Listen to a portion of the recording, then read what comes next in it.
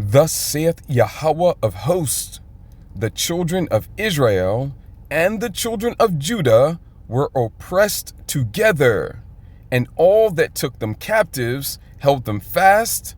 They refused to let them go. Their Redeemer is strong. Yahweh of hosts is his name. He shall thoroughly plead their cause, that he may give rest to the land and disquiet the inhabitants of Babylon. A sword is upon the Chaldeans, saith Yahweh, and upon the inhabitants of Babylon, and upon her princes, and upon her wise men. A sword is upon the liars, and they shall dote. A sword is upon her mighty men, and they shall be dismayed. A sword is upon their horses, and upon their chariots, and upon all the mingled people that are in the midst of her, and they shall become as women. A sword is upon her treasures, and they shall be robbed. A drought is upon her waters, and they shall be dried up. For it is the land of graven images, and they are mad upon their idols. Therefore, the wild beast of the desert with the wild beasts of the islands shall dwell there, and the owls shall dwell therein, and it shall be no more inhabited forever, neither shall it be dwelt in from generation to generation. As God overthrew Sodom and Gomorrah, and the neighbor cities thereof, saith Yahweh, so shall no man abide there, neither shall any son of man dwell therein. Behold, a people shall come from the north, and a great nation, and many kings shall be raised up from the coast of the earth. They shall hold the bow and the lance. They are cruel, and will not show mercy.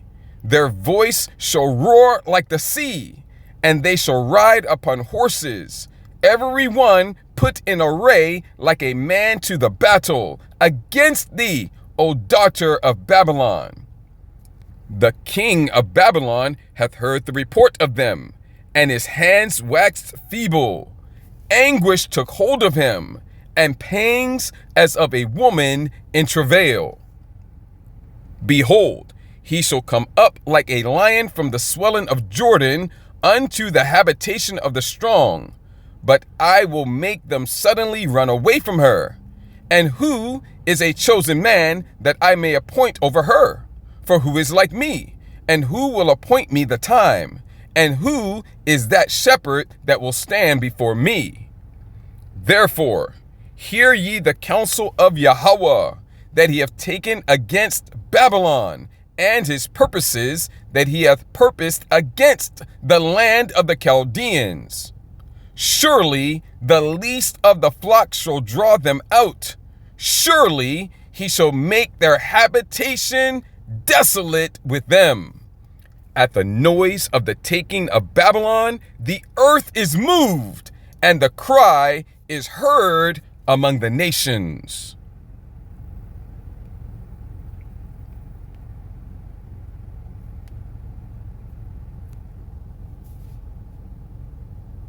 So, on social media, I mean, people are posting a lot of information and kind of just assessing the situation. Axios reported that there's evidence that U.S. war with Iran is imminent, and Israel is preparing for a scenario of war within days, which is expected to include, number one, weeks-long full-fledged war, unlike the Venezuela operation, sources say, joint U.S.-Israeli campaign that is much broader in scope than 12-day war in June. U.S. Armada now consists of 2 aircraft carriers, 12 warships, hundreds of fighter jets, and multiple air defense systems. More than 150 U.S. military cargo flights have moved weapon systems and ammunition to the Middle East. Another 50 jets in 24 hours, including F-35s, F-22s, and F-16s. Oil prices are surging above 64. We just saw $65 a barrel on the news. So, actually, this is perfect. There's no greater enemy to the American people than Israel. No more foreign wars. Here's the thing that I'll have to say. It reaches a point now where you feel, it honestly feels like a sense of helplessness at this point. The level of corruption in our government to get us to the point now where we're basically controlled by Israel. We have no influence whatsoever. I showed you guys yesterday, actually, of a former staff in the Pentagon back in 2002 during George Bush's administration, and he said back in 2002 that he felt like the Mossad has taken over the Pentagon. and that the Mossad were basically going up and even talking to Paul Wolfowitz at the time, who really was an Israeli agent, and they were just basically taking over the Pentagon, really imposing themselves in the Pentagon. And we're starting to see the exact same thing now, where the U.S. government, with its massive warships and with its massive military and aircraft carriers and everything else, with all of that, despite all of that, all of our weaponry, the entire U.S. military is basically now the extension of Israel. They get to do whatever they want with the United States. It seems like that's kind of what's going on. So, you know, I'm really hoping that this doesn't end up playing out. I'm really hoping this doesn't end up playing out. But Israel wants this war so damn bad. Israel wants this war so damn bad.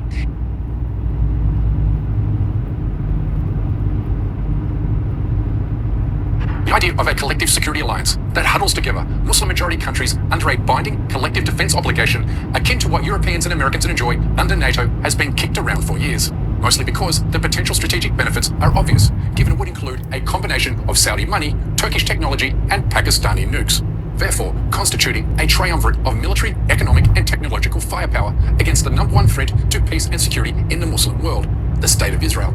A stark reality given the Zionist military bombed and or invaded 9 Muslim-majority countries during the last year alone. Israel has attacked more countries than any other country this year. Over 10,600 attacks on 6 countries and 3 territorial waters. These maps show where those attacks took place. When Israel isn't bombing or invading Muslim countries unprovoked, then it's violating ceasefire agreements with its neighbors, having violated its ceasefire with Gaza by bombing it more than 1,000 times in 80 days, adding thousands of more civilians to a death toll that has already surpassed hundreds of thousands. A similar story can be told in Lebanon, proving yet again that Israel can never be trusted under any circumstances, especially when it's even willing to deceive and dupe its #1 ally and benefactor. I didn't like plenty of things I saw yesterday. I didn't like the fact that Israel unloaded right after we made the deal. They didn't have to unload. And I didn't like the fact that the retaliation was very strong.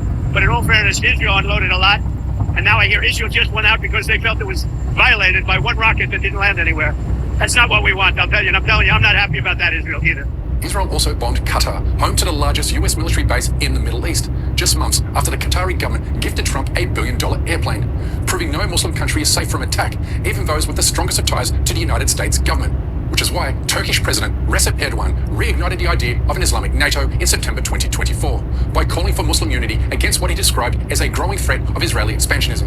İstanbul'un kaderi Şam'ın kaderinden, Bağdat'ın, Kahire'nin, Sana'nın kaderinden, İslamabad'ın, Kabil'in, Trablus'un, Tahran'ın kaderinden, Mekke ile Medine'nin ve elbette Kudüs'ün ve Gazze'nin kaderinden ayrı değildir.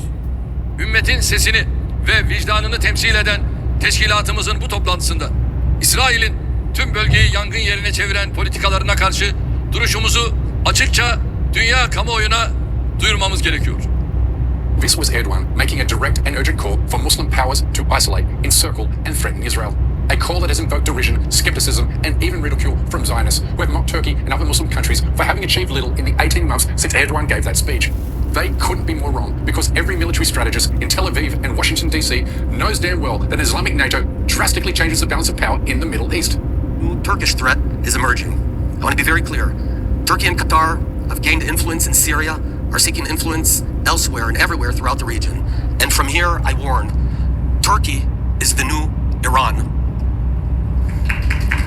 Erdogan is sophisticated, dangerous, and he seeks to encircle Israel. We can't close our eyes again.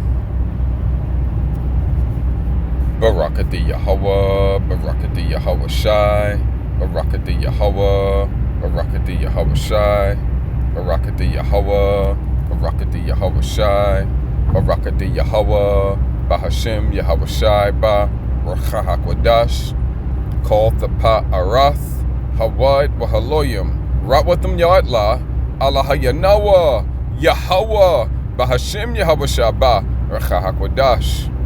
And what I just said in the Lashon Kodash being the ancient Paleo-Hebrew, or in other words, the true biblical Hebrew for holy tongue or language.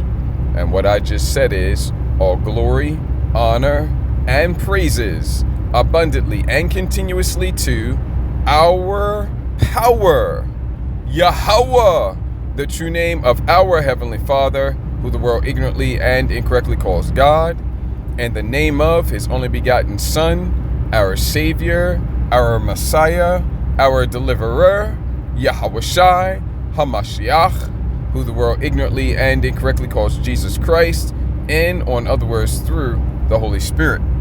Double honors to the apostles and elders of Great Millstone. Much peace, love, and respect to the brothers teaching and pushing this truth out the four corners of the earth.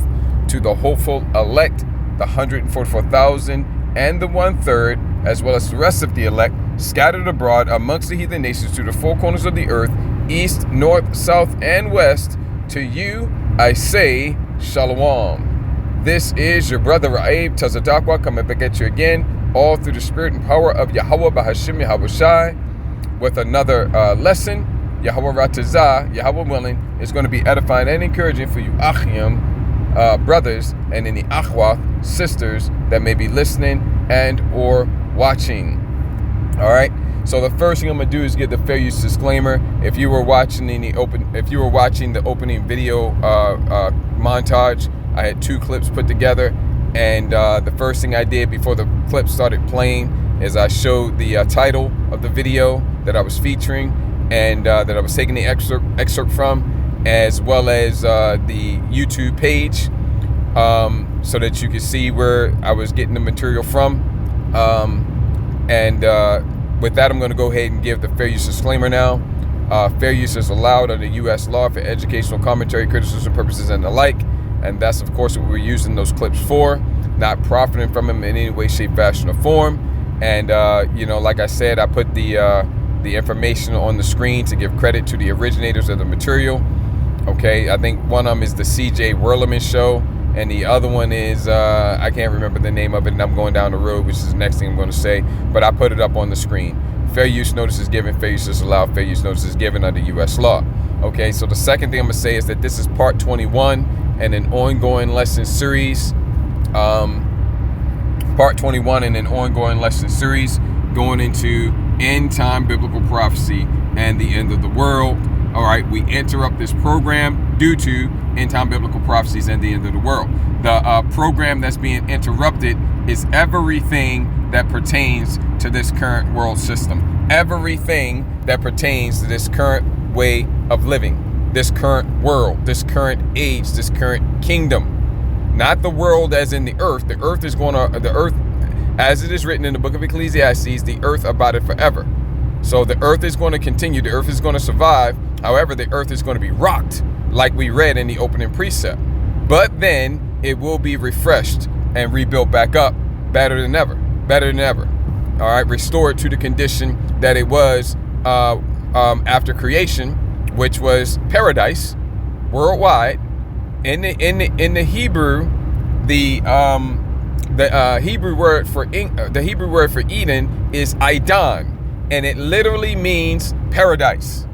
And so the name of the earth is Aidan. The name of the earth is Aidan, and it literally means paradise. The whole earth was created to be paradise, right? But then you had a garden eastward in Aidan, a garden eastward in paradise. So within paradise, which is the whole earth, you had a garden, and that's the best place on earth. So that was the most beautiful part of paradise. But the whole earth was paradise, and it's going to be restored to that and returned to that. But before that, it's going to be rocked by the second death, which is the thermonuclear destruction, which is the manner in which, that's part of the manner in which the kingdoms of Esau, Edom, and the kingdoms of the heathen nations are going to be destroyed. Okay? So, end time biblical prophecies and the end of the world. This is part 21. Next thing I'm going to say, to complete the front matter, is that this isn't in transit. I am on the road. If there's any pauses, hesitations, or delays, you know why.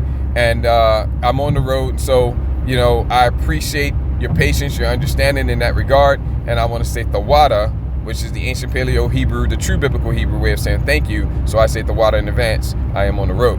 All right.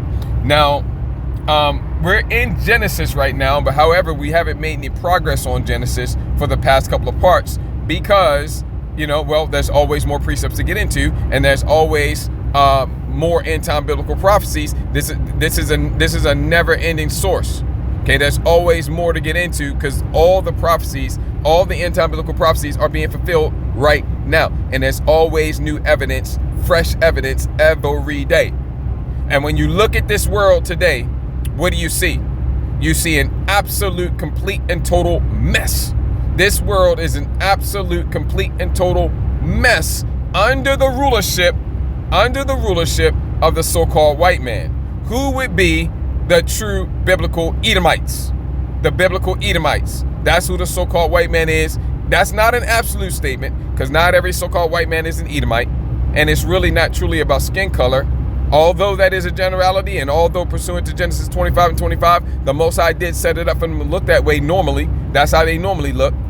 It's not an absolute in this time. So it's really truly about bloodlines, right? But most so-called white people are Edomites. Most Caucasians are Edomites, but not all. Not all. Some are even Israelites, okay? And you have some Edomites that don't look like that at all. Some Edomites look like the other nations. Some Edomites look like Israelites, because it's really truly ultimately about bloodlines, not genetics. And those are two totally different things. Bloodlines are always pure, impossible to mix, passed down through the fathers. Genetics, well, you get half of that from your mother and half of that from your father. And what does that impact? Only what you look like. Only what you look like, okay? Now, so under the rulership of the biblical Edomites, who generally speaking, I'm gonna say that again, generally speaking, is a so-called white man, this world is an absolute mess. And that is because of Proverbs 16 and 4. Proverbs 16 and 4, Job 9 and 24, okay? There is a man on the planet, and that man is actually a nation, okay? And that nation, that man/nation, the man being Esau, but Esau is Edom, Genesis 36 and 8, okay? Out of Esau comes the whole nation of Esau, Edom. So that man/nation, all right, that man/nation was created to be the wicked, created to be the devil, the slanderer, the false accuser, the calumniator. That's the word. That's what the word devil means. Look it up in the Greek, okay? He was created to do that, and he was created for the evil day, Proverbs 16 and 4. And that's the reason why, and he's also the rider on the red horse, Revelation 6 and 4, and that's the reason why this world is an absolute, complete, and total and utter disaster, because it's under the rulership of the wicked man, the evil one, okay? The border of wickedness, Malachi 1 and 4. Okay, the rider on the red horse, the violent and bloody man, Revelation 6 and 4. The violent and bloody man, the rider on the red horse. Okay, the only thing good about this world is that it's about to be destroyed and remade. Okay, it can be remade. Right, the earth is about to be given into the hands of new rulership, starting first and foremost with the top Israelite, the King of Kings and the Lord of Lords, Adonai, our Savior, Hawashai Nawa, our Deliverer, our Redeemer, Yahweh HaMashiach. The true name of the only begotten Son of the Heavenly Father, Yahweh. The true name of the only begotten Son of the Heavenly Father, Yahweh. And his name is Yahweh HaMashiach, okay, who the world ignorantly and incorrectly calls Jesus Christ. Okay, so the world's going to be given into his hands. He's going to rule it, but then he has heirs and joint heirs. You go to Revelation 14, and I saw with the Lamb 144,000. Okay, so we're going to be with him, heirs and joint heirs. Yahweh Ratazah be counted amongst that number, and I do hope, trust, and believe that I am. Okay, that's the prophets, the 144,000. Okay, the Alahayim. All right, born here on the earth through the seed line of men, through the wombs of women. The Alahayim, the angels in earthly bodies here. Okay, which are the prophets. Those are the ones that fulfill the office of prophets when born here when born here on the earth, and we are heirs and joint heirs with them, and then ultimately that translates down to the whole nation. Okay, but the 144,000 are the heirs and joint heirs, but ultimately through Yahweh Shai, through the 144,000, because it all starts and ends and everything in between with Yahweh Shai HaMashiach, which is the Redeemer given to us by our Father, Abanawa Yahweh, Salakia for the misspeaks. All right, it all starts, finishes, and everything in between. He's Ha'ah Ha'tha, okay, which Ha'ah is the first letter of the Hebrew alphabet. Tha is the last letter of the Hebrew alphabet. He wasn't speaking Greek. He didn't say Alpha and Omega. He said Ha'ah Ha'tha, the first and the last, the beginning and the end. That's what he is. So it all starts and ends and everything in between with Yahweh Shai HaMashiach. Without him, we're tore up from the floor up. We're done before we even get started. Okay? So, through Yahweh Shai, then through the 144,000, then the rest of the nation. All right?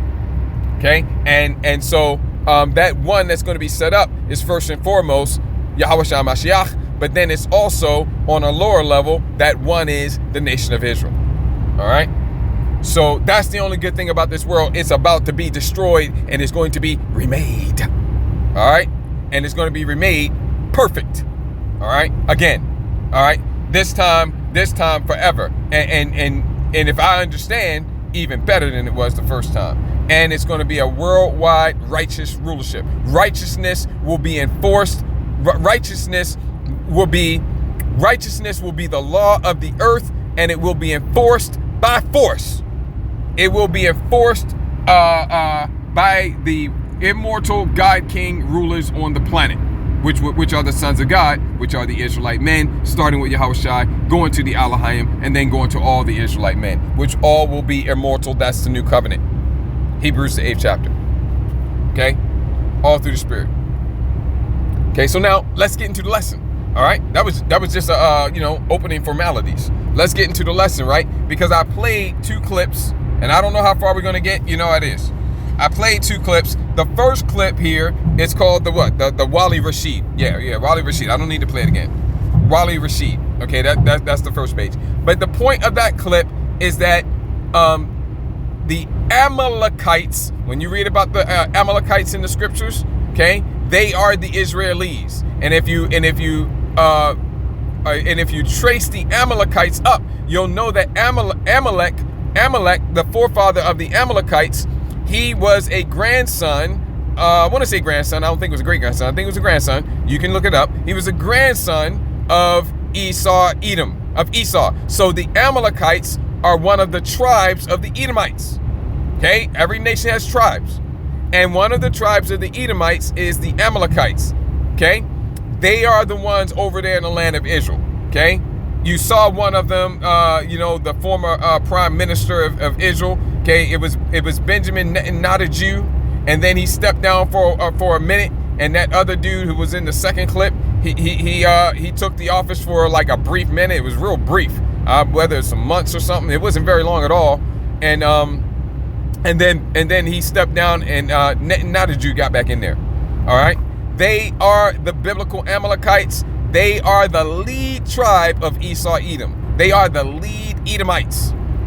Okay, they are the lead Edomites. And what he was going into here in this clip here is that the Amalekites over there in the land of Israel, which are Edomites over there in the land of Israel, they control America, Babylon the Great. They pull the strings. And that's why I opened up with that Jeremiah 50. And, I got from 33 or 2 or whatever it was, all the way down to the end of the chapter. Okay, that's all, especially that 45. That was the whole point. But while we're there, might as well get the rest of it because it comes right along with it. All right, I don't intend to get all into that, but we just got that 45. That's what I came for. And I might point something out here and there about the other verses, but I'm going to try to just get that focus primarily on that 50 and 45. And then we're going to go and touch on the point of the second clip, all right, which is the C.J. Wierlerman show, I think it is, something like that. And in there you see that Recep Erdogan, I like to say Erdogan, the president of Turkey, right, however you want to pronounce it, depending on you talking English or not, He is very staunchly against the Israelis, the Amalekites over there in that land. And even though he's a NATO ally, even though Turkey is a NATO member, they are very much against the Israelis because they're a Muslim nation, right?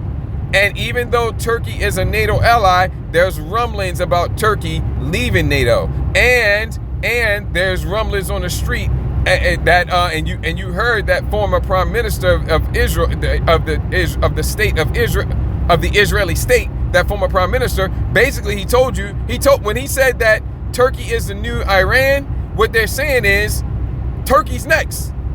But wait a minute, isn't Turkey a NATO nation? Yep. So how they gonna be next? Don't matter. They're gonna find a way around it. It ain't gonna get that far though. It ain't gonna get that far. All right, and Turkey is formidable in its own right, but they're working on setting up alliances over there. But see, the thing is that at the top of all of that is going to be the ringleader, the ringleader nation coming against America, Babylon the Great, and the Israelis, which is Gog and Magog, which is the Medes, which is the country from the north that we read about in Jeremiah 50. All right. So that's the reason why. So we're going to have to touch on Ezekiel 38 very, very briefly. I'm just going to show you that. And Yahweh Atazah, if there's still time, we're going to get back into Genesis 27, because all of this is all of this activity, all of these desperation attempts are for the purpose of Esau Edom making a desperate throw the kitchen sink at it attempt to get his blessing back. He sold the birthright for a bowl of bloody stew. We read about that. We read about that in Genesis 25, right? Which means that the birthright was worthless to him. And that's in, what was that? Hebrews, let me see here. I think it was Hebrews 12, and I want to say 7. So let's touch on that briefly, if we can.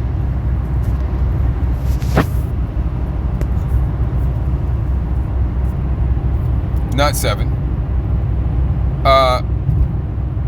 Let's 17. Let's get 16 and 17. Lest there be any fornicator or profane person, profane meaning reprobate, unfit outside of the temple. Profane person as Esau, who for one morsel of meat sold his birthright. The birthright is extremely valuable, extremely precious. And he treated that extremely valuable and precious thing, something to be honored and treasured, he treated it like it was nothing. And that's because to him it was nothing. 17. For ye know how that afterward, when he would have inherited the blessing, well, he didn't give a damn about the birthright, but he did want the blessing though. He was rejected. Everything that happened with Rebekah having the spirit on her to convince Jacob to deceive Isaac to get the blessing, and the whole plan, that was all the Most High orchestrated all of that. Okay? And why? Because the Most High rejected Esau. And the Most High had already told Rebekah before the babies were even born. You can bring in Romans the 9th chapter as well. The Most High had already told Rebekah that the elder Esau is going to serve the younger Jacob. So it was always going to be this way. The Most High just decided and set it up to happen this way, because the Most High rejected Esau. He was never going to let Esau keep the blessing, especially, particularly after he sold the birthright, which Esau didn't care about the birthright at all. It was worthless to him. He sold it for one bowl of bloody stew, and he felt like he got a great deal. He turned in something that was worthless, had no value to him, and he got something that had some value, a good meal. Well, it's not good for us because it's bloody, but for him it's a good meal because he's a violent and bloody man. That's why these Edomites like to eat their meat with, well, you know, when they're trying to put on a front, they'll eat it rare. Okay? But how do they really like it? Raw. And just go to social media and look up these. It's not just the ones that are hunting out in the field, eating raw hearts and whatnot and livers and whatnot. No, it's not just them. You'll see that a lot, but it's also even those in their kitchens. Okay. So, but when he's trying to act civilized, he'll eat it rare. Okay, be all red and bloody and oh, look at them juices flowing. It's disgusting, man. I've never liked that. But that's the reason why, because they're Edomites and that's in their spirit, right? When he would have inherited the blessing, he was rejected, for he found no place of repentance. Rejected, reprobate, though he sought it carefully with tears. So this is everything that's going on planet Earth today by these Edomites is all orchestrated to get their blessing back, okay, that they lost in Genesis 27. However, the wicked elite of Esau Edom, which they're all wicked, but the elite of Esau Edom, so let's drop the wicked because they're all wicked, right? You make a case varying degrees, but they're all wicked though. They are the border of wickedness. Malachi 1:4 again. Okay, but the wicked of but the elite of Esau Edom, the ones that are that are the upper echelon of Esau Edom, they're the ones really making all this happen. And guess what? When they listen, there is no honor among thieves. If they were able to achieve their objective, which they're going to get just about to the finish line, and then the Most High is going to rain down fire and brimstone upon them and burn it up and destroy them. You can bring in Ezekiel the 35th chapter. But they're going to get just about there. I mean, like practically, the scripture says in Job 20, they're going to sit down to eat, meaning they're going to have it just about finished, where their mouth is watering, they just about ready to enjoy themselves. And right while they're just getting ready to start enjoying themselves, the Most High is going to destroy it right in front of their faces. Okay? That's what the scripture says, right? But the elites who are pulling the strings, they no honor amongst thieves. So if they were able to get it done, and in the process, they're going to make it plain, because they're not looking to share it, not even with their own brethren, not even with their own nation. They're going to keep the rulership just for themselves. They're going to enslave the masses of their own nation. Right? Maybe only some of the their flunkies, like for example DJ Trump, are they going to set up pretty good? But they're gonna put a C-hip in them too, but they may be good on some level. But as far as the masses of the nation of Esau, Edom, they right into slavery, they going too. Okay, the Most High probably puts them in kind of like overseer type jobs, right? But they going right into slavery too. It makes and Most High, not Most High, Slack it, and Esau, Edom might put the elites of Esau, Edom might put kind of like the Joe Six-Pack Edomites into some kind of like supervisory role, or he gonna kill off a lot of them too. But of those that are left, he might put them in some type of supervisory role, but not because he's looking out for his brother. He don't give a damn about his brother. He's a murderer of his brother. The reason why he's going to do that is just because it makes sense. Because see, all Edomites are cut from the same cloth, and that cloth is Esau himself. So they're all cut from the same cloth. So it just makes sense to put, the enslaved Edomites, the enslaved Joe Six-Pack Edomites over, the other nations and stuff, because you're not going to have any problem with the wicked orders that you give out, as if he even needs that, because he's got AI and robots and all that now. So he might not even need that, okay? He doesn't give a damn about his brother. He doesn't give a damn about sharing the blessing. Okay, he's going to get the blessing. The elites are going to get the blessing and keep it all for themselves. Okay, there is no honor amongst thieves, and they're a nation of thieves. St. John 10:10. Okay, so let's touch on these two precept passages real quick. I don't know how far we're going to get, but the first clip. Let's get the second clip first, which is the Ezekiel 38, because you see that. I heard, who was the first person I heard say that, I think it was Colonel Douglas McGregor. Colonel Douglas McGregor was, I think, the first one I heard say that that most likely Turkey was going to be next after Iran. Ain't going to get that far. And that would be a mess if they did. It's already a mess. Okay, but that would be even more of a mess if they did, because Turkey's a NATO member, and whether Turkey leaves NATO or whether Turkey gets kicked out, well, we'll see. Okay, or whether it just all pops off with Turkey still in NATO. Who knows? They may not have time to go through the formalities. It doesn't really matter. Okay, everything's coming to a head. Everything's coming to an explosive end. 200 million times over. A nuclear explosive end. 200 million times over. Revelation, the 9th chapter. Okay, let's go to the Ezekiel 38 real quick, and I'm just going to show you over there. Turkey's there. Okay, along with Russia and Iran and other nations too. Where did I say we're going? Because I'm going down the road. Where did I say we're going? Ezekiel 38. Okay, I'm gonna make this quick. Okay, this is the word of Yahweh coming into the prophet Ezekiel, right? Verse 1. Okay, and it says there, Gog, the land of Magog, that land of Magog. The Ma means pertaining to. So this is not two different places. This is Gog, the land of Gog. It's talking about the same place. The people, the land. the people that pertain to the land of Gog, okay? Which today, that the people who pertain to that land is modern day Russia. That's who this is talking about. The chief prince. How do you say chief in Hebrew? Ra'ash. Prince. How do you say prince in Hebrew? Shar. Chief prince. Now in the Hebrew, you put the descriptor behind the noun. So it would be Shar Ra'ash in the Hebrew, right? But this is English. So English has a descriptor before, and so you would say Ra'ash Shar.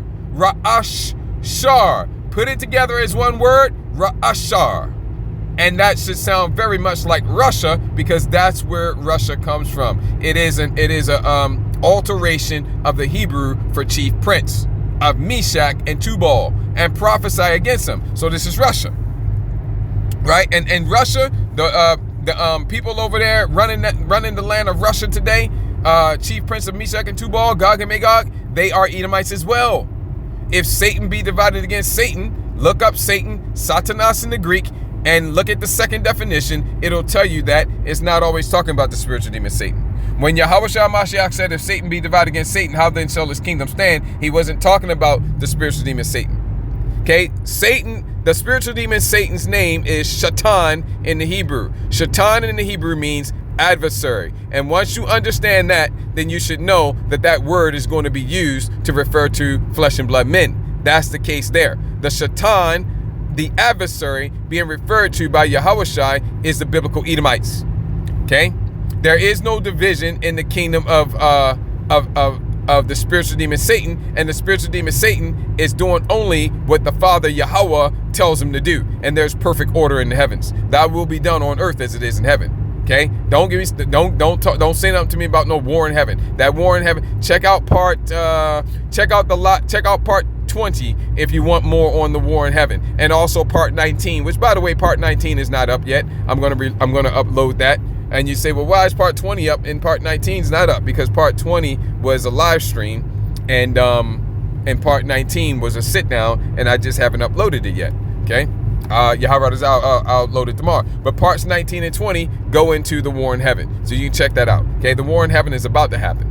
All right, it hasn't happened yet. Okay, and get those two parts for more on that. Let me see here. Okay, so they're Edomites over there, and the Most High is against all Edomites. Matter of fact, he's against all the heathen, but he hates the Edomites though. He doesn't hate the other heathen nations. He's just really, really, really furious and angry and wrathful against them. But he doesn't hate them though. Okay, but he is going to take out his fury on them though. Okay, Edomites, they're going to get that and then some, because he hates them. And then and when I say and then some, I mean to the absolute total max. Okay, running away with it by far. Okay, and verse 4 is why Russia finds itself in the position that it's in today. Although they tried to go along to get along, they weren't able to do it. Verse 4 tells you why. And then verse there, Gog and Magog, the chief prince of Meshach and Tubal, which is Russia, they're not going to be alone. Okay, see that? See, it says a whole host of other nations. It says a great company, right? Okay. And see, horse and harp, all of them clothes, also even a great company with bucklers and shields, all of them handling swords. Yeah. Or, let me see here. All of them clothed with swords. I'm making sure that that verse 4 is only talking about Russia. Let me see here. Yeah, verse 4, and I'm going down the road, so it's a little hard to read it right. But yeah, it looks like verse 4 is only talking about Russia. But then verse 5, starting in verse 5, that's bringing in Russia's homies, Russia's allies. Starting off with Persia, which is Iran, which brings in the Jeremiah 50 and 45 and the Jeremiah 49 and 20, okay, which says the same thing. That Persia is Iran. They only changed their name from from Iran to Persia. What was it? Not even like 100 years ago. I want to say like 1935 or something like that, like early 1900s. Okay, right around 100 years ago. Okay, you can look it up easy on Google. Matter of fact, people still refer to it as Persia from time to time. Okay, that's Iran. Ethiopia and Libya, Muslim nations in Africa. Okay, with them, all of them with shield and helmet. Okay, shield and helmet. Okay, that's ancient speak for modern equipment of modern warfare. Shield and helmet, defensive. Gomer. Okay, Gomer is Turkey. All right, modern day Turkey, and all his bands, the house of Togarmah. Okay? Togarmah, you look it up. Togarmah means exactly what they're about to do. Togarmah, in the Hebrew, when you look the meaning up, it literally means thou wilt break her. The her is the whore that rideth upon the beast. The her is the whore that sitteth upon many waters, that ruleth over the kings of the earth, which is America, Babylon the Great, the daughter of Babylon, the land of the Chaldeans. Okay, that we read about in Jeremiah 50. All right. So Turkey is going to be linked up with Russia. They already are. They're straddling the fence right now, but you see which way they leaning. You see, just look at the body language. Whenever, and listen to the things that Erdogan has said about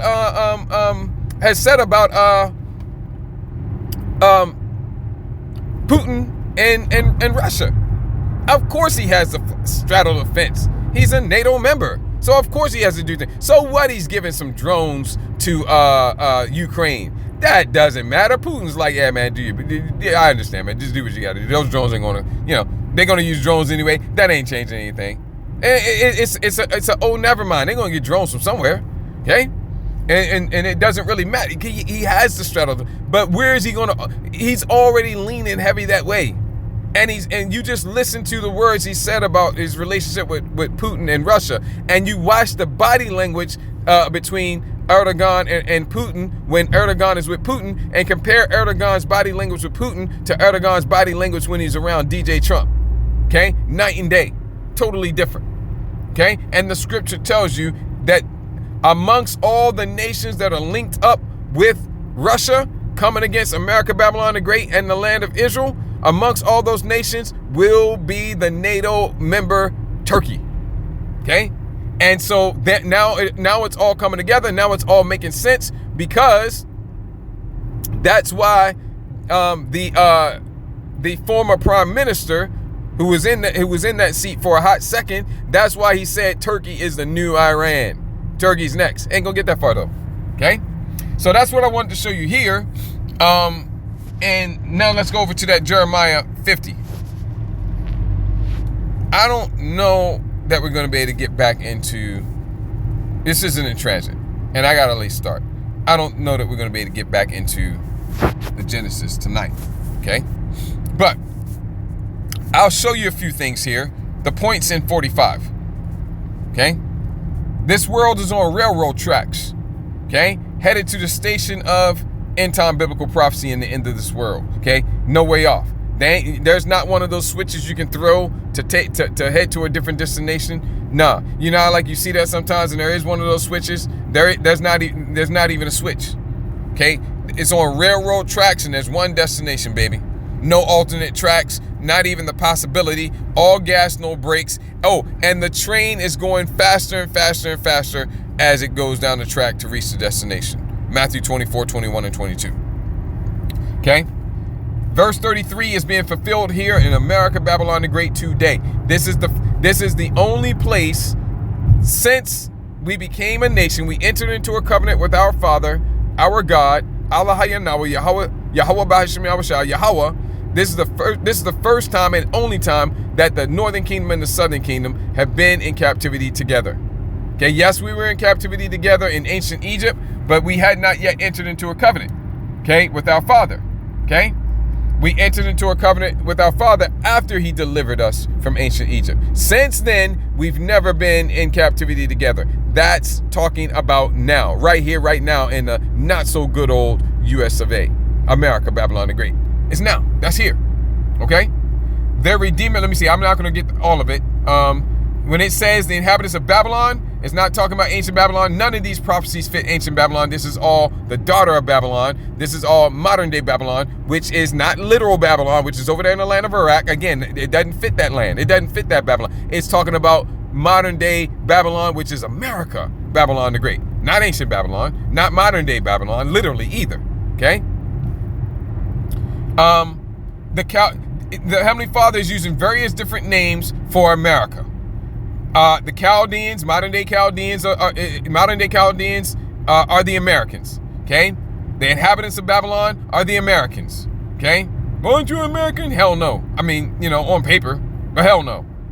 All right. Arise ye and depart, for this is not your rest. It is polluted. It will destroy you with a sword of destruction. Okay, no. We forsaken America, Babylon the Great in our hearts. Okay, what is this nation ever done for us but enslave us against our will and bring us over here to the Americas, rape, rob, and pillage us, and all manner of atrocities, buck breaking, feeding our babies to alligators, the worst hardcore brutal slavery ever in human history, Daniel 9 and 12, and so much more. That is not even scratching the surface. Okay, bringing us over here in the transatlantic slave trade, the Middle Passage, all the atrocities. Please, man, please. Well, you're doing good right now, right? No, it's a worse form of slavery in a lot of ways. Sure, we're not getting our backs whipped now, but we still getting killed in the streets. The whole world knows that so-called blacks and so-called Latinos, Hispanics, and Native Americans, Seminoles as well, not quite necessarily publicized as much, but everybody know, the whole world sees how we're getting gunned down here in the streets. But it's a worse form of slavery because it's a mental slavery, and we are in debt bondage.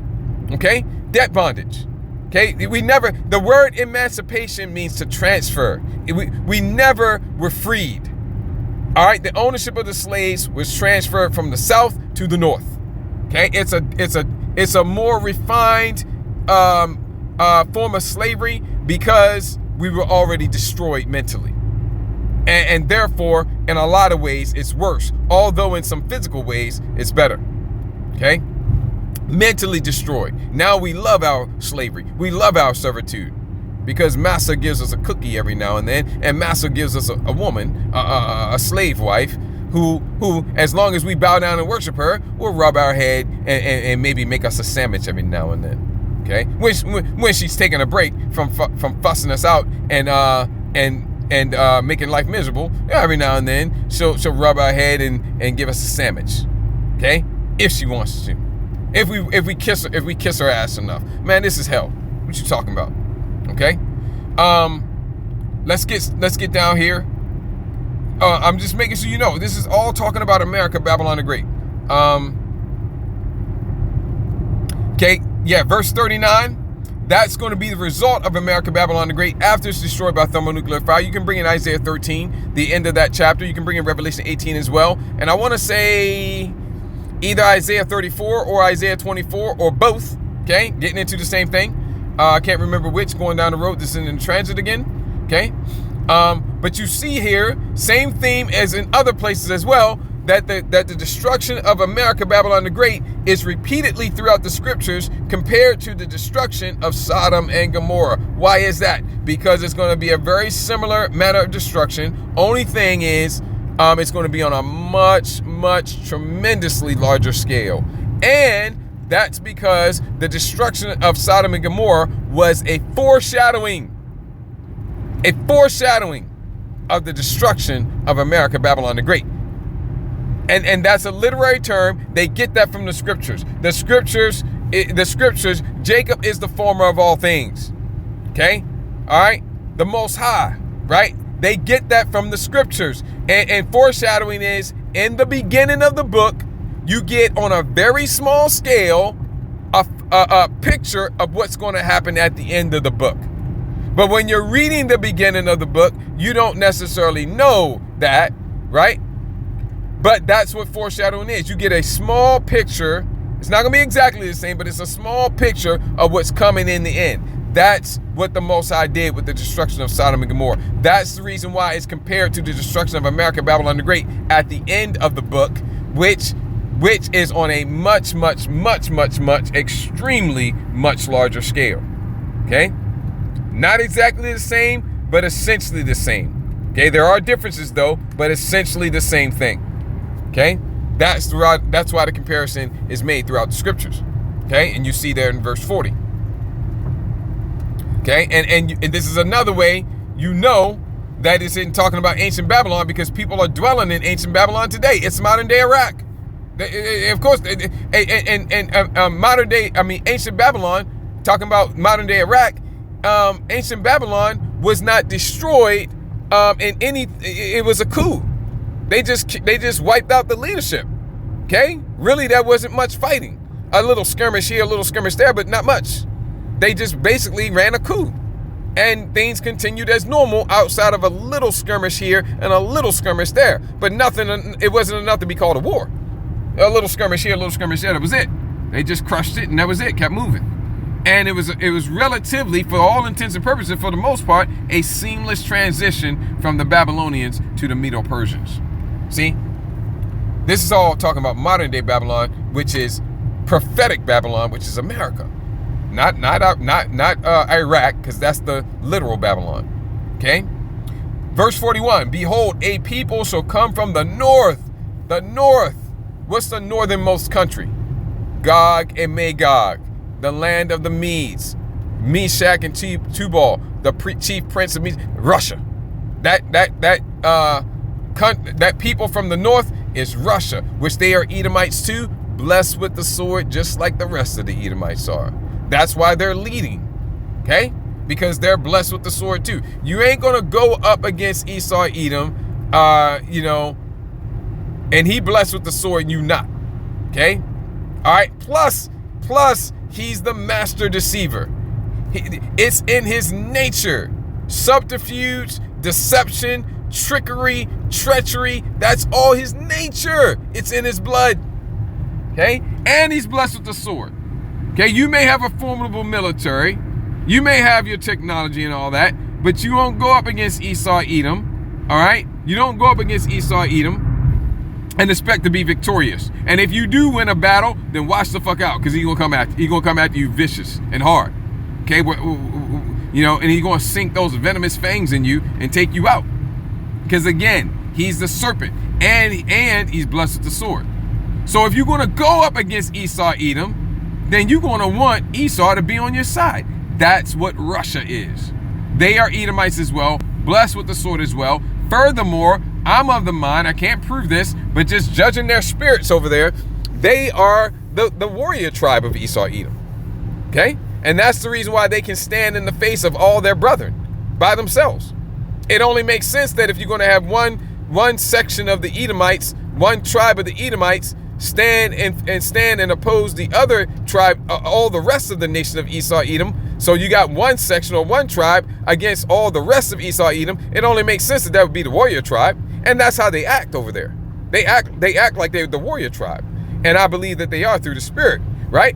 Well, they are going to lead the other heathen nations against America, Babylon the Great. Obadiah, start at 1. Okay. So that's this people from the north. It's Russia. And a great nation. That's still talking about Russia. And they're not going to be alone though. And many kings shall be raised up. This is all those other nations. Like, for example, we read over there in Ezekiel 38, Iran, which is identified as Persia, Libya, Ethiopia, and these are just examples. It's many more, okay? And Turkey, Gomer, Togomar, okay? And many kings shall be raised up from the coast of the earth. They're all going to assemble against America, Babylon the Great, particularly those that shoot the bow, that bend the bow, that have thermonuclear missile capabilities, like Pakistan. Okay, and that, you hear them talking about that Islamic NATO, right? Okay. And this verse 42 ties directly into Isaiah 13 as well. Okay? All right? You can go read that. It ties directly into that. The king of Babylon hath heard the report of them, and his hands wax feeble. The current king of Babylon. Well, you got levels to this, right? On the highest level, it's the elite of Esau, Edom. Remember, the Israelis, the elite tribe of Esau, the Amalekites, they are calling the shots here in Pentagon, but not only in the Pentagon, in DC. The halls of, Capitol Hill. They're calling the shots, man. Okay? But you could also say this king of Babylon is DJ Trump. Okay? Okay? And his hands wax feeble. Angles took hold of him, and pains as of a woman in travail. Because they're going to realize, but right now, they're blinded with their pride. Again, bring in Obadiah. The pride of thine heart have deceived thee, thou that dwellest in the clefts of the rock. Who dwells in the cleft of a rock? Well, what is a cleft of a rock? A cave. Who dwells in the cleft of a rock? Who dwells in a cave? Well, wouldn't that be a caveman? Yeah, I think you're right. Well, we don't go around calling anybody caveman today, do we? Yeah, we do. We just use a different term. It's called Caucasians, which literally means cave dwellers, because they came down from the Caucasus Mountains. So they're called Caucasians, which means cave dwellers. This is just coming together, isn't it? That's right, because it's the truth. Okay? And let me pause it while I pull over, and then we can finish. All right, so I pulled over, and yeah, like I was saying, in that verse 43 there, they're going to realize they messed up, man. Right now, they're blinded with their pride, because they are the most proud nation, the most proud people on the planet. And of the Edomites, which are the most proud people on the planet, the American, Babylonian, Chaldean Edomites are the most proud of the proud, as it is written in the book of Daniel, whose look was more stout than his fellows. See? So let's get down to 45 and 46, and we'll wrap this up. Okay, because the whole reason why we came here and opened up with this is because of the Jeremiah 50 and 45, which brings us back to the original clip, okay, where he was bringing out how that America, Babylon the Great, is pretty much completely and totally controlled by the Israelis, which are the lead tribe of Esau, Edom. Okay, the kingdom of Edom in this time is worldwide. The revived Roman Empire, because that's what we're living in, is worldwide this time. The original the original Roman Empire was not worldwide; it was regional. Same thing with the Greek Empire, regional. Okay, so when the Edomites ruled as the Greeks, they were ruling. That was the dominant empire, but it wasn't worldwide. And then it transitioned to the Romans. Okay, and same thing. It was regional. It was not worldwide. Now it went down, Revelation the 13th chapter, and it was down for 1,000 years, and now it's back. Renaissance, rebirth. Okay, deadly wound was healed. Revelation 13, now it's back, and now it's bigger and better than ever. Matter of fact, it's worldwide now, and they have technology that at their disposal that they never could have even dreamed of back then.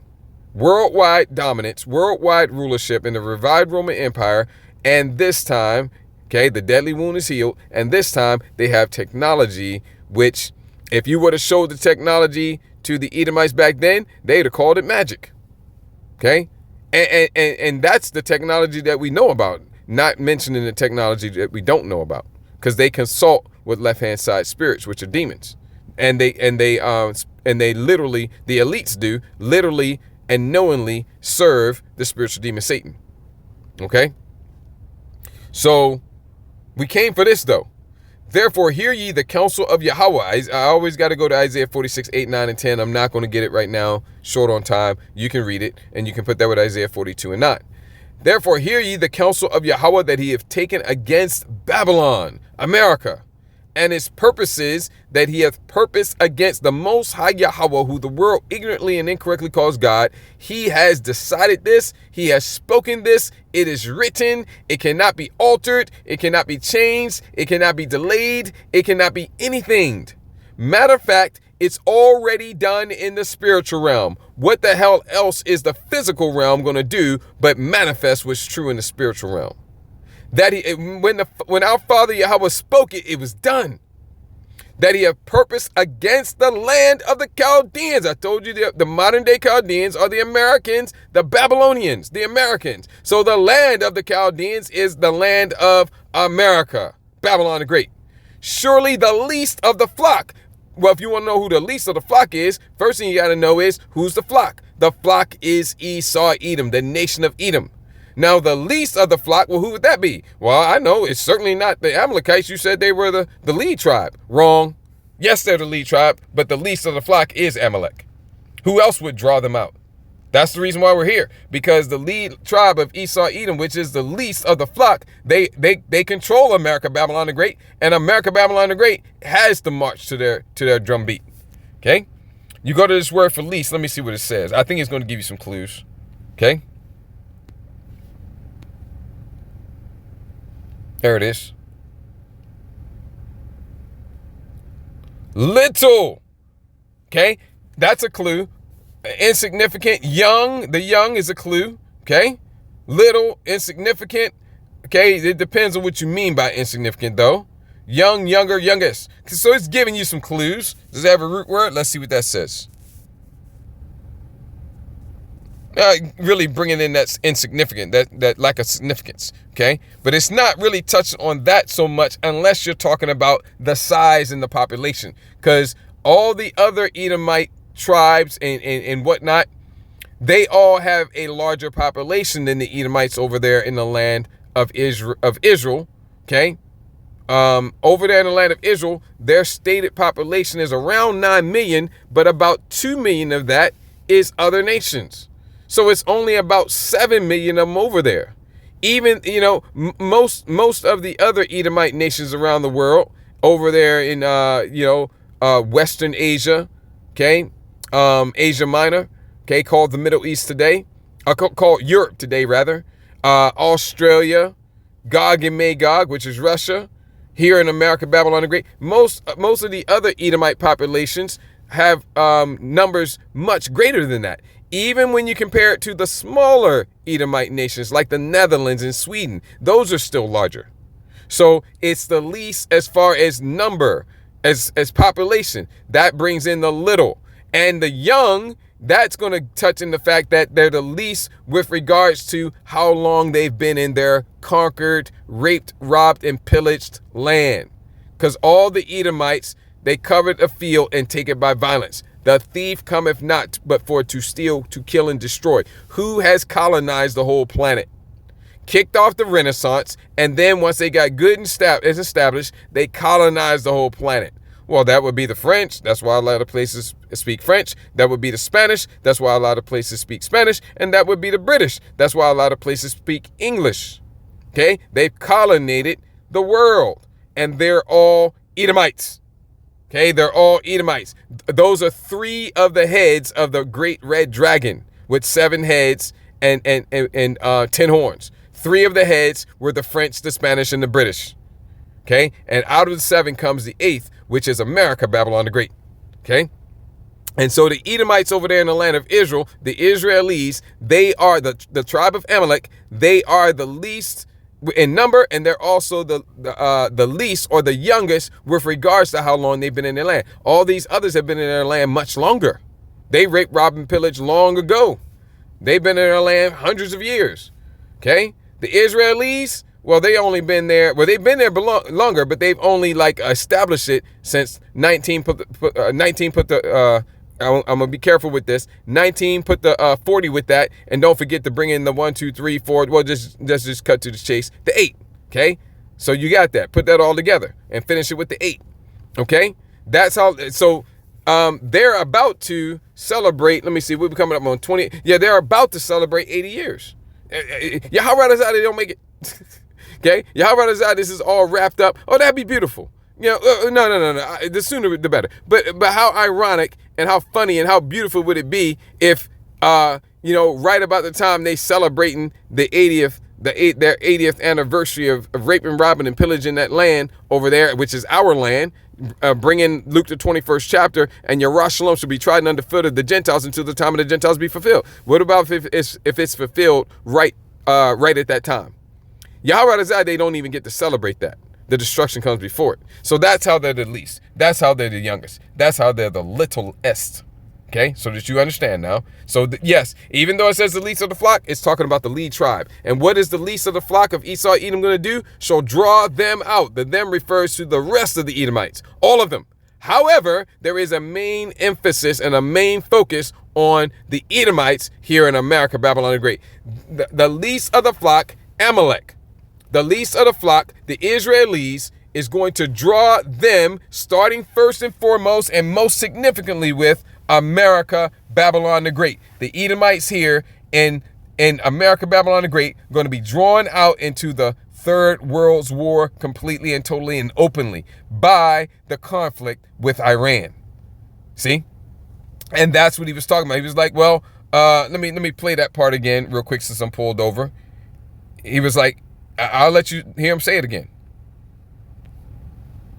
So, on social media, I mean, people are posting a lot of to get us to the point now where we're basically. Let me see here. $65 a barrel on the news. So, actually, this is perfect. There's no greater enemy to the American people than Israel. No more foreign wars. No more Here's foreign the thing wars. that I'll have to say. It reaches a point now where you feel it honestly feels like a sense of helplessness at this point. The level of corruption in our government to get us this. They are. You can't stop this, man. Okay, America, Babylon the Great is on a choke collar. Okay, and so if they resist, they choke. Okay, so when the Israelis, the lead tribe, pulls, they gotta go. To get us to the point now where we're basically controlled by Israel. We have no influence whatsoever. That's I right. showed you guys yesterday, actually, I showed you guys yesterday of a former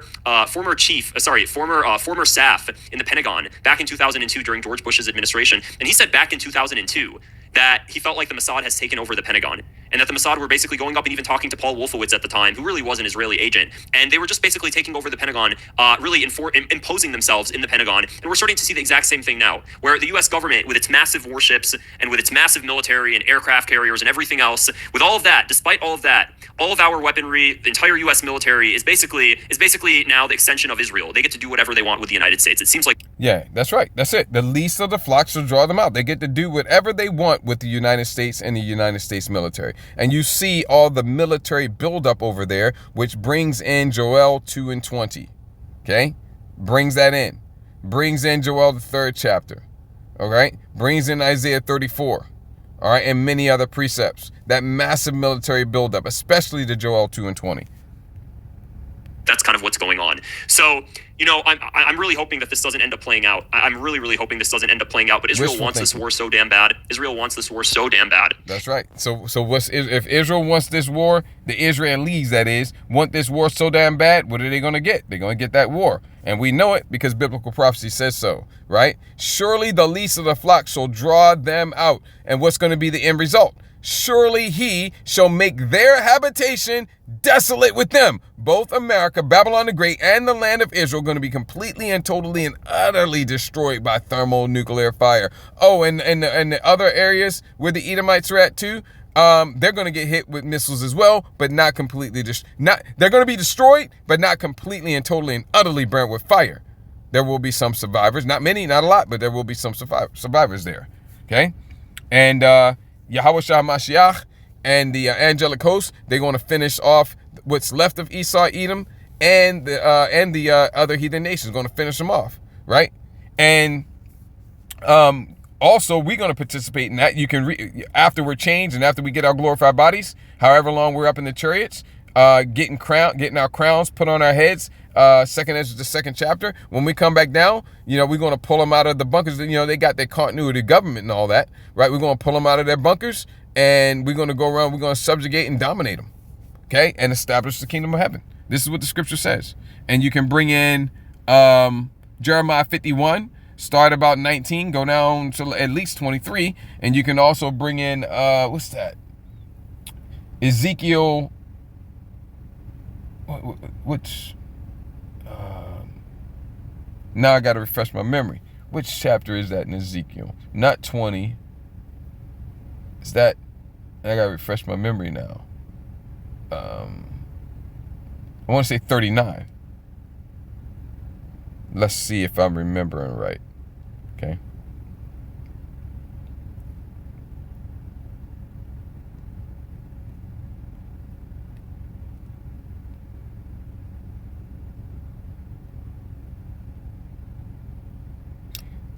Bear with me while I refresh my memory here. It's not 39. Or is it? It's not 36 either. I want to find this. Bear with me. There it is. I had to look it up. I was in the wrong book, and I had the wrong chapter. That's why it's good to just refresh your memory sometimes. And that's what Isaiah 24 and 22 is talking about. And they shall be gathered together, as prisoners are gathered in the pit, and they shall be shut up in the prison, and after many days they shall be visited. And what's going to happen after they're visited? We're going to slap chains and fetters of iron on them. Bring in the 149th Psalm. Okay?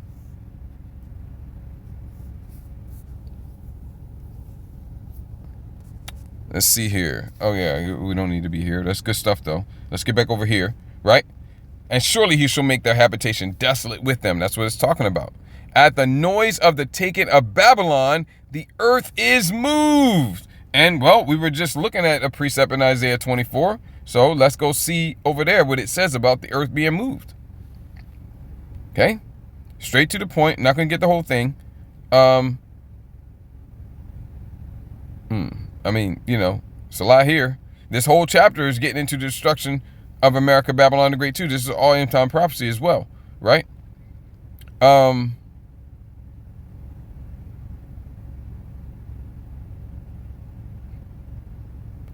Yeah, but let me just get straight to the point because I need to wrap this up.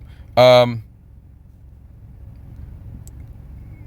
and 20. The earth is utterly broken down. The earth is clean dissolved. The earth is moved exceedingly. Talks about over in the book of Revelation, a great earthquake. The earth shall reel to and fro like a drunkard. The what? The earth.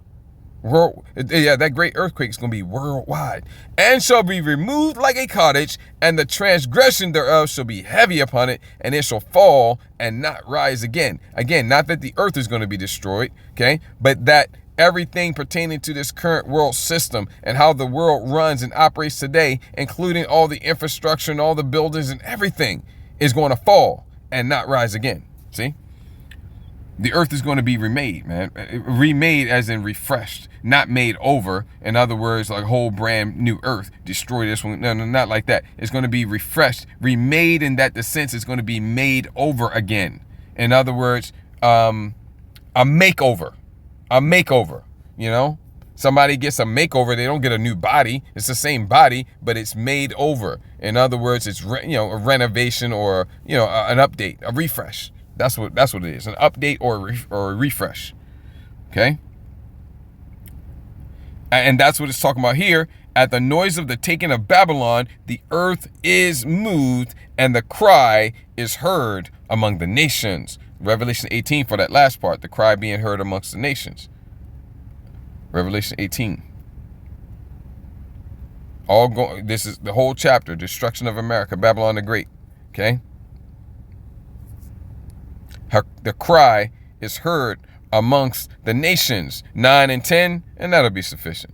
And the kings of, look at that, lament for America, Babylon the Great. And the kings of the earth who have committed fornication and lived deliciously, meaning they got rich off of her, with her, shall bewail her, because they got rich off of her, and lament for her, they got rich off of America, Babylon the Great, when they shall see the smoke of her burning, just as Abraham, when he got up that next morning, and he looked towards Sodom and Gomorrah and the neighboring cities of, and he saw the smoke going up as the smoke of a great furnace. That's the same thing with the smoke going up of America, Babylon the Great, except it's going to be seen by satellite, because the nations of the earth are going to be seeing this all around the world. Okay, some of them going to send merchant ships over here, and some of them going to have merchant ships that are getting close, and they're going to see it with their own naked eye. Okay, because they're still going to be some hundreds of miles away, but it's going to be such a massive fire with massive amounts of smoke, soot, dust, and ash that they may still be 500 miles away or more. Who knows? I can't say, but they're going to see it from afar, some with their naked eye, but the majority of the world is going to see it via satellites. Standing afar off for the fear of her torment, saying, Alas, alas, that great city, Babylon, that mighty city, for in 1 literal hour, because that's how long it takes for the thermonuclear missiles to get over here. Hypersonics are even faster. is thy judgment come. Right? They're going to lament and cry. A lamentation is a cry. Okay? Which is what it's talking about here again. And the cry is heard among the nations. Okay? So we're going to wrap it there. And we'll get back into the Genesis Yahweh next time. But the Genesis is highlighting the goal of what they're doing. The goal, the main end objective, which is to enslave the nations of the earth, including their own people, the masses of their own nation, so that they can get their blessing back. And it's never, ever, ever going to work. This is what they're set up to do at the end, and then they're going to be destroyed. Okay? They're going to fail right at the point of success. The Most High is going to destroy them and everything they built, and they're going into hardcore slavery along with all the rest of the heathen nations under the Israelites.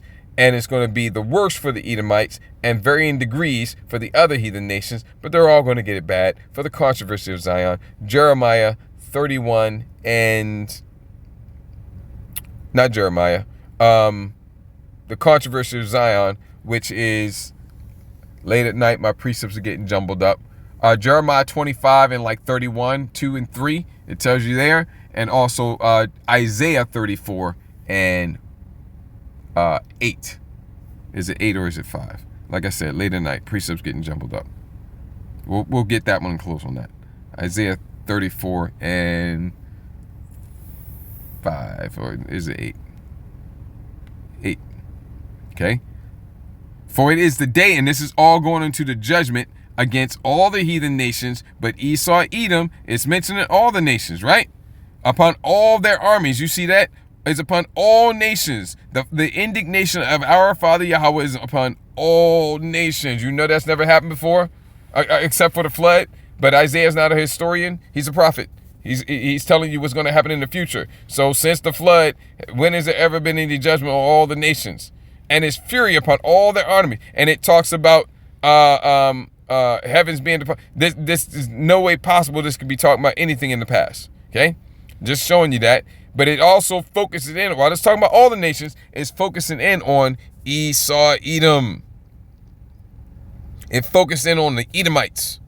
Okay? And you know that because it says here, for my sword shall be bathed in heaven. The sword is a metaphor for the thermonuclear missiles. Bathed in heaven means they're going to fly through the sky. Behold, it shall come down upon Idumea. And that's the Greek way of saying Esau, Edom. Matter of fact, Edom is the word that they use. The name Edom is what they use in the NLT. Okay? So it's focusing in on Edom, but it's talking about all the heathen nations, right? Basra is talking about Edom. There's Idumea again, Edom. Right, but it's talking about all the nations, but the focus is on Esau, Edom, Idumea.